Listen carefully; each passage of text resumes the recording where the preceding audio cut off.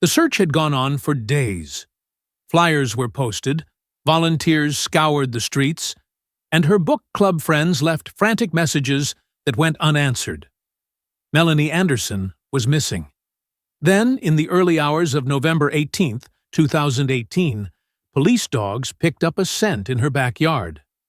Officers moved quickly, digging through the frozen Iowa ground, until they hit something: a blanket, a body, a secret that wasn't meant to be found. At first, no one understood why someone would do this.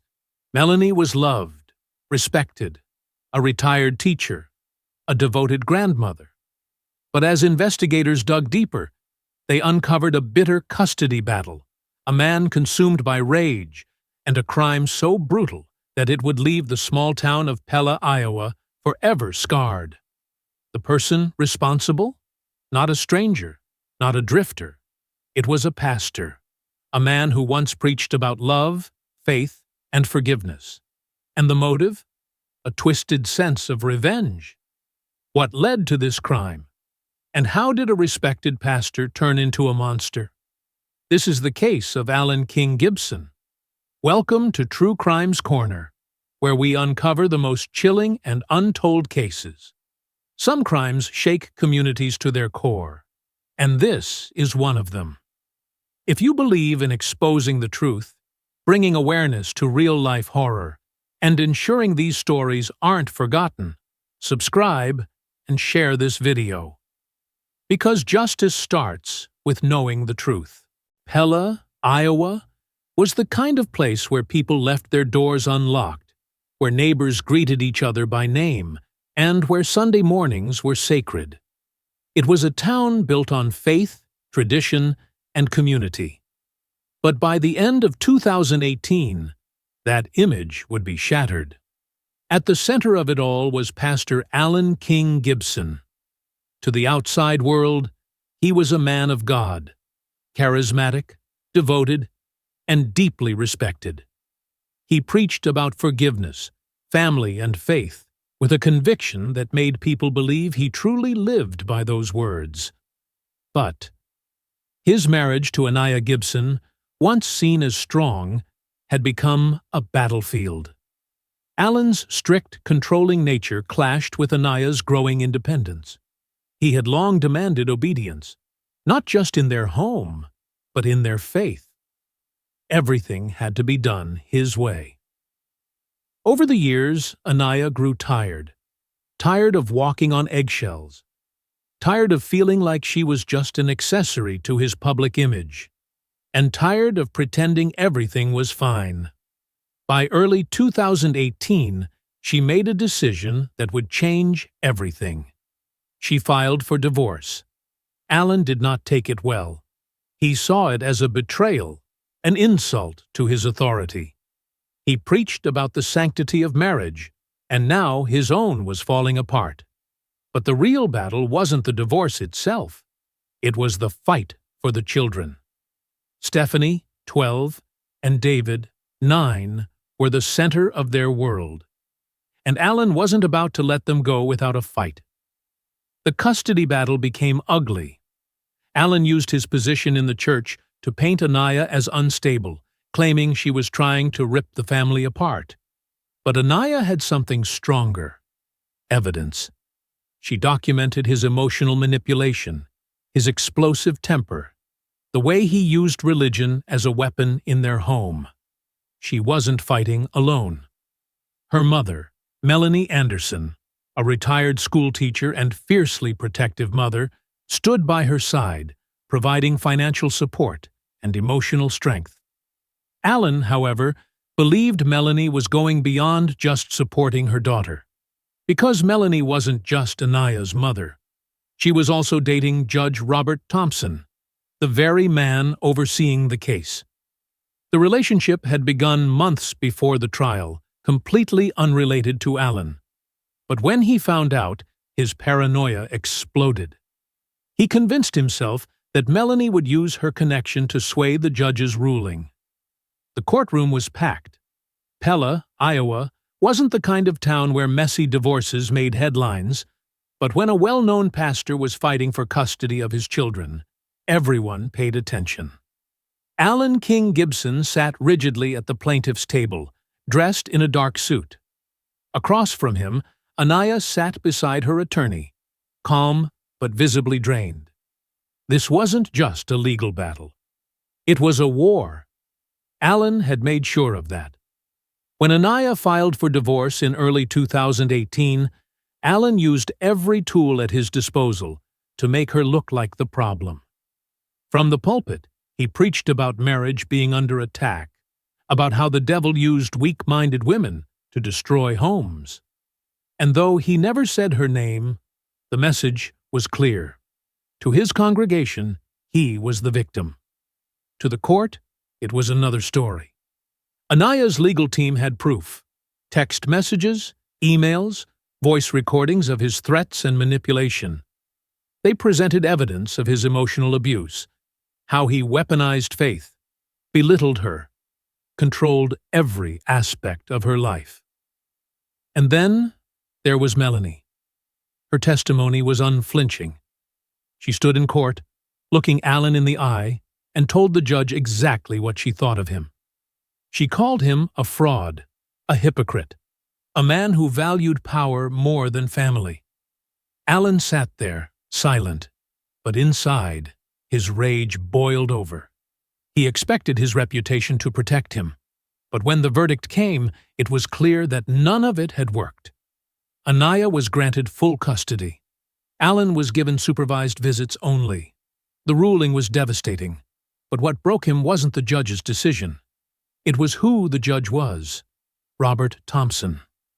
A man Alan barely knew, until recently. It had started as a rumor. Then it became a whisper. And then, one evening, Alan saw them together. Melanie, Judge Thompson, walking out of a restaurant, laughing, holding hands. That was all it took. Alan's mind twisted the truth into something darker. To him, this was no coincidence. This was personal. He became obsessed with the idea that Melanie had secretly worked behind the scenes, pulling strings, sleeping with the judge to destroy his life. And now he had nothing left. His marriage was gone. His children were gone. His reputation was crumbling. But in his mind, there was still a way to take it all back. He just had to make sure the person who took it from him paid the price. The ruling should have been the end of it. Most men, after losing a custody battle, either moved on or fought through the legal system for another chance. But Alan King Gibson wasn't most men. He wasn't about to accept humiliation. He wasn't about to let a woman take away his family. And he certainly wasn't about to sit back while Melanie Anderson walked free. For the first few weeks after the verdict, Alan still played the part of the grieving father, the misunderstood victim. He stood at the pulpit, talking about perseverance in the face of injustice. But behind closed doors, he was unraveling. He stopped returning calls. He ignored messages from his congregation. He skipped counseling sessions with his court-appointed supervisor. At night, he sat alone in his darkened house, drinking, staring at the walls, obsessing, replaying the courtroom scene over and over in his mind. But no matter how many times he thought about it, he always came back to one thing: Melanie. She was the reason his family was gone. She was the reason his name was dragged through the mud. And now, she was with the judge, the man who took his children from him. Alan convinced himself that this was no accident. Melanie had played him. She had plotted against him. And he couldn't let that stand. His obsession turned into action. He started following her. At first, it was small things. He would park a few houses down from her home, watching from his car. Then, he started memorizing her routine. She went grocery shopping every Wednesday at 10 a.m. She had book club every Friday night at 7 p.m. She visited the judge's house on Sundays after church. The more he watched, the more his hatred grew. Melanie was living her life, smiling, laughing, while he had lost everything.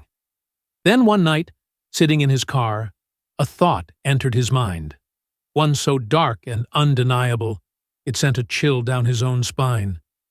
There was only one way to fix this. November 16th, 2018. Melanie Anderson was alone in her house, preparing for her weekly book club.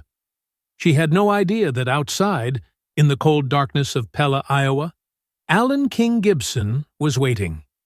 He had watched her all day, circling the block, making sure there were no unexpected visitors. At 6:52 p.m., her porch light flickered on, a sign that she was home, alone. At 7:03 p.m., Alan stepped out of his car and walked to her front door. He rang the doorbell. Melanie hesitated before answering. She hadn't seen him in weeks. The last time they spoke had been in court, when she testified against him. She cracked the door open just enough to see his face.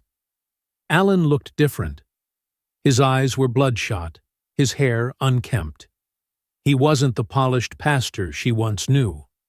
He told her he just wanted to talk, that he needed closure.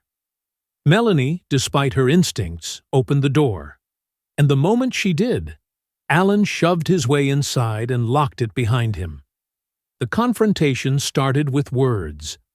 Alan accused her of destroying his family, of manipulating the judge, of turning his children against him. Melanie didn't back down. She told him his own actions were to blame. That was all it took. Alan snapped. The attack was brutal, prolonged, and filled with rage. Melanie fought back as he forcefully undressed her. She clawed at his face, leaving deep scratches. She kicked, screamed, but no one could hear her. He wasn't delicate about it. He sucked her hard and bit her on the breast, then did the unbelievable with her. By the time it was over, her body lay lifeless on the living room floor. Alan stood over her body, breathing heavily, hands shaking. This was not the plan. He was supposed to scare her, make her suffer. But now he had to clean up his mess. He grabbed a towel, wiped his face, then dragged Melanie's body through the back door. The backyard was cold, damp, and quiet. Using nothing but his bare hands and a garden shovel, he dug a shallow grave near the fence. It took him over an hour. By the time he was done, his clothes were covered in dirt and blood. He stood over the grave, staring down at what he had done. Then, without a word, he walked back inside, locked the door behind him, and disappeared into the night. Melanie Anderson was gone, but the search for her was only beginning. The next morning, the town of Pella, Iowa, woke up to an unsettling silence. Melanie Anderson was supposed to be hosting her weekly book club at 7:30 p.m. the night before, but when her friends arrived, they found her house dark, her car parked in the driveway, and no sign of her anywhere. At first, they assumed she had simply gone out or forgotten to send a cancellation notice. But Melanie never missed book club. She was the type of person who sent reminders days in advance, someone whose absence, even for a single night, was unusual. By Saturday afternoon, calls to her phone went straight to voicemail. Her daughter, Anaya, was the first to sound the alarm, calling everyone she could think of. By evening, she filed an official missing person report. Within hours, the case gained full attention. Melanie wasn't just an ordinary woman. She was the mother of a pastor's ex-wife, a known figure in the community, and the partner of Judge Robert Thompson. People noticed when someone like her vanished. The police began a standard missing persons protocol, but something felt off from the start. Her purse was inside the house, untouched. Her front door was locked. Her phone was last active the night before, with no outgoing messages or calls after 7 p.m. Then, there was the security camera footage. A neighbor had a motion-activated camera pointed toward the street near Melanie's house. At 7:03 p.m., it recorded a car pulling up. the headlights were off. The silhouette of a man stepped out and approached the front door. The footage was grainy, but the make and model of the vehicle were clear. A dark-colored 2012 Ford Taurus, the same car registered to Alan King Gibson. With no sign of Melanie, the search expanded quickly. Volunteers, police officers, and search dogs combed the surrounding areas. They checked hospitals, highways, and nearby wooded areas. By Sunday morning, a group of officers returned to her home for a more thorough sweep. It was during this second search that one of the K9 units stopped at the backyard. The dog wouldn't move from a specific patch of ground near the wooden fence. A second dog was brought in. Same reaction. The officers looked at each other, knowing exactly what this meant. They grabbed their shovels and started digging. The soil was loose. It didn't take long before they hit fabric, something wrapped in a blanket. The moment they peeled it back, the search for Melanie Anderson ended. She had been buried in her own backyard, hidden under the dirt like a discarded secret. The police didn't waste another second. Alan King Gibson was officially the prime suspect. The moment investigators uncovered Melanie Anderson's body, the case turned from a missing persons report to a full-scale homicide investigation. Her cause of death was immediately apparent. The injuries were severe, brutal, and clearly intentional. But what stood out the most was the desperation in how she had been buried. The grave was shallow, rushed. Whoever did this wasn't an expert at covering up crimes, but they had tried. As forensic analysts collected evidence, the police zeroed in on their suspect, Alan King Gibson. It wasn't just the fact that he was the last person seen at Melanie's house, or that his car was identified in security footage. It was the fact that everything pointed to a man who had every reason to want Melanie gone. Alan had no solid alibi for the night of Melanie's disappearance. When detectives brought him in for questioning, his story was full of gaps.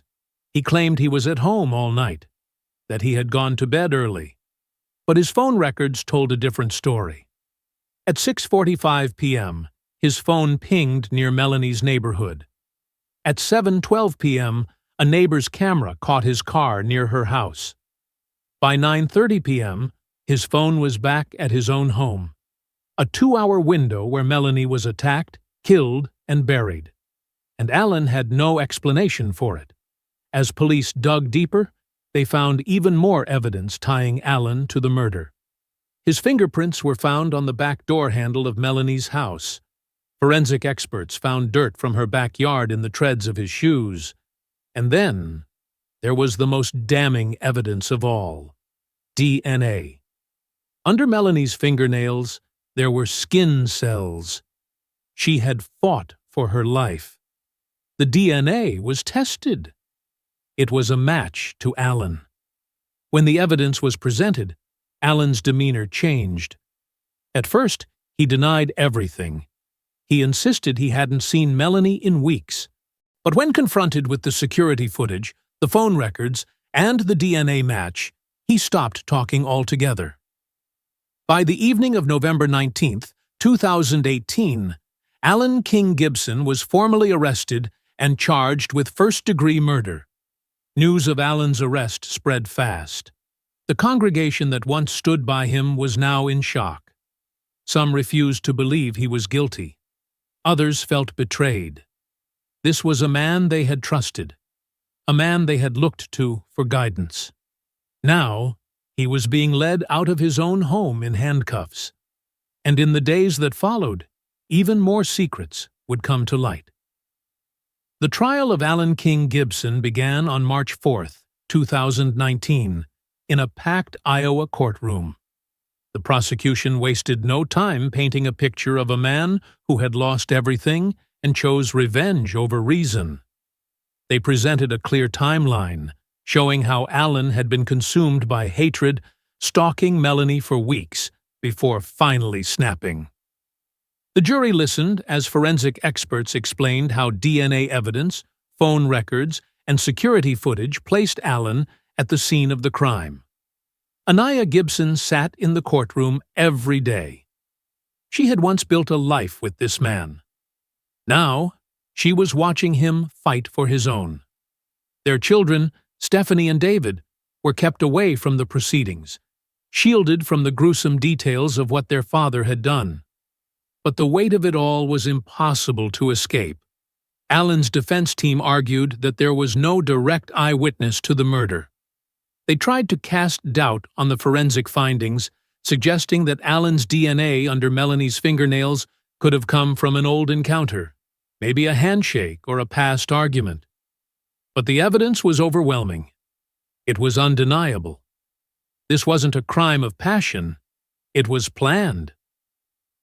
As the trial neared its end, the jury remained stone-faced. The people of Pella, Iowa, had come looking for answers, but what they found was something much darker. This was not a man of God who had made a mistake. This was a man who had believed himself above consequence, until it was too late. On March 22, 2019, after just 4 hours of deliberation, the jury returned their verdict. Guilty of first-degree murder. Allen sat motionless as the words echoed through the courtroom.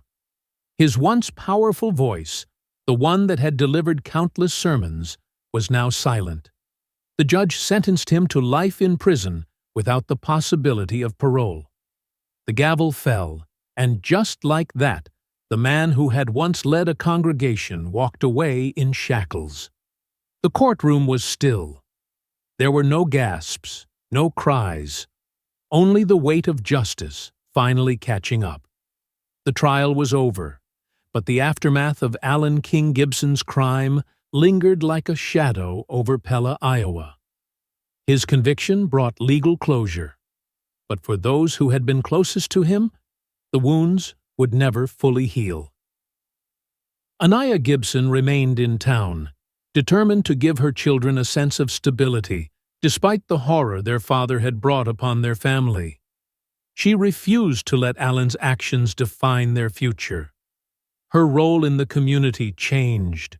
Once the wife of a pastor, she was now a woman rebuilding her life in the same town where her husband had committed an unthinkable crime. Some people pitied her, others admired her strength. Stephanie and David struggled with the truth. As they grew older, they would come to understand exactly what their father had done. Stephanie, now in her teens, was quiet about it, refusing to discuss the case in school. David, still young, asked questions that his mother couldn't always answer. Anaya did her best to shield them, but the weight of their father's crime followed them everywhere.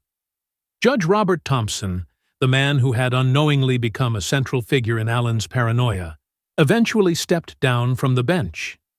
While he had ruled fairly, the connection to Melanie Anderson, the woman Allen had murdered, was something that never left him. The church building stood empty, a reminder of the pastor who had fallen from grace in the most horrific way. Betrayal, obsession, revenge. These aren't just words. They're the forces that turned a respected pastor into a murderer. Allen King Gibson believed he was entitled to everything: his family, his power, his reputation. But when it was taken from him, he didn't seek justice. He sought destruction. And in the end, all he did was seal his own fate. If stories like this need to be told, if you believe in exposing the darkness that hides in plain sight, then subscribe to True Crimes Corner. Share this video, because the only way to stop monsters like this is to never let their stories be forgotten.